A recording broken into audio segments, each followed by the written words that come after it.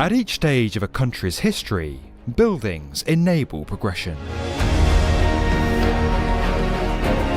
In time, those structures begin to influence what comes next, standing as markers of a society's path through the ages, while shaping the direction of its future. Each representing a different part of the country's culture and evolution through history, from iconic mausoleums to the architecture of colonialism and new 21st century challenges. For better or worse, these are the buildings that made India.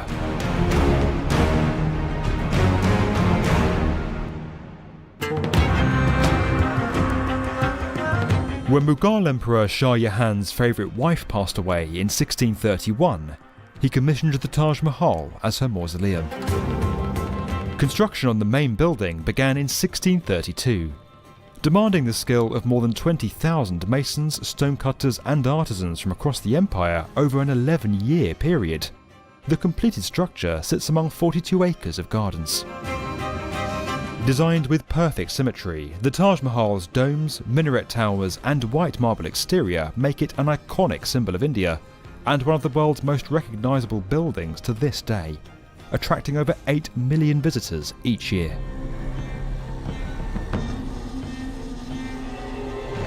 With its vast railway network expanding, the Grand Victoria Terminus was constructed on the site of India's first rail terminal and opened in 1888.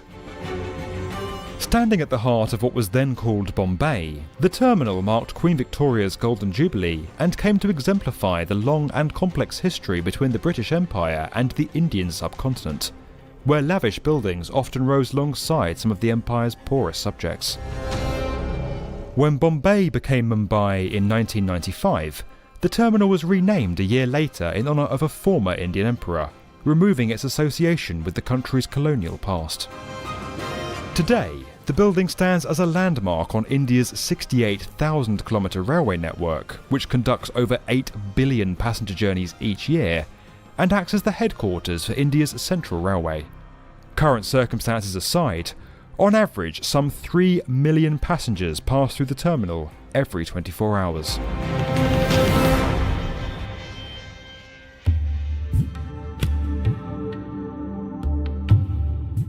In 1911, the decision was made to move India's capital away from what was then called Calcutta.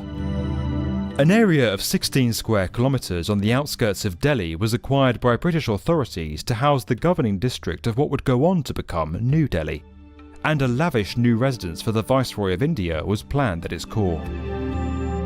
With more than 300 families forcibly removed from the area to accommodate the new district, the project was seen as the latest British display of indifference towards the country's native citizens.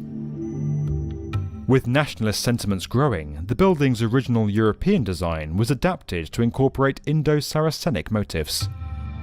Completed in 1929, the new Viceroy House became one of the largest residences for a head of state anywhere in the world, with more than 19,000 square metres of floor space in the main building alone. For comparison, the floor area of the White House is just over 5,000 square metres.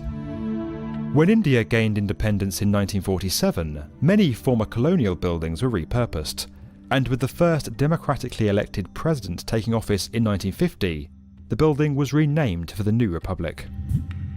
Once representing British oppression for many, the Rashtrapati Bhavan has been reclaimed by the Indian people, and now stands as a symbol of the world's largest democracy.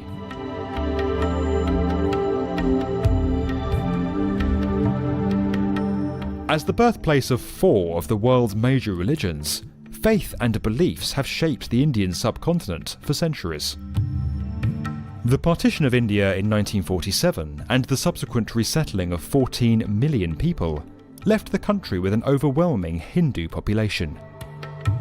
However, sizable communities of Muslims, Christians, Buddhists and Sikhs lived throughout the country, and in an effort to prevent religious conflict, the country officially became a secular state in 1976. Respecting India's diverse spiritual fabric, New Delhi's Lotus Temple was constructed in 1986, celebrating the Baha'i faith, a belief system that emphasises unity and allows followers of all religions to practice, worship and reflect within their temples. Consisting of 27 marble petals clustered to form the shape of a lotus flower, the temple's 9 entrances lead to a central prayer hall that is devoid of any paintings, statues or iconography.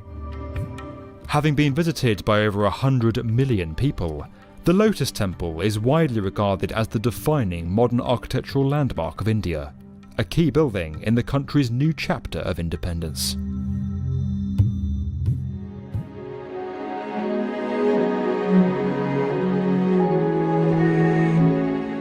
In the 21st century, India's rapid industrialisation has lifted more than 271 million people out of poverty.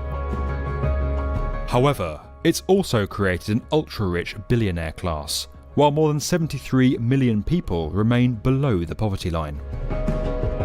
Few buildings demonstrate the country's inequality more clearly than Antilia, a 27-storey, $2 billion home that is the most expensive private residence in the world. Completed in 2010, the home features 3 helipads, a 168-car garage, an 80-seat theatre, ballroom, terrace gardens, spa and a private temple, all run by some 600 staff. Deeply controversial from day one, Antilia required the demolition of an orphanage which had been on the site since 1895, and quickly came to symbolise what many saw as a lack of empathy from India's wealthy to the poor.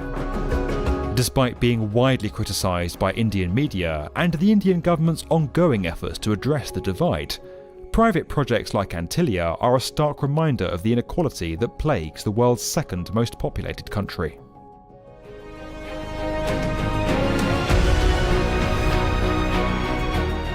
Each of these buildings speaks to a different aspect of this country's culture, rich history and development through the ages. Each era built buildings to support its progression, and those buildings have gone on to form India. If you enjoyed this video and would like to get more from the definitive video channel for construction, subscribe to the B1M.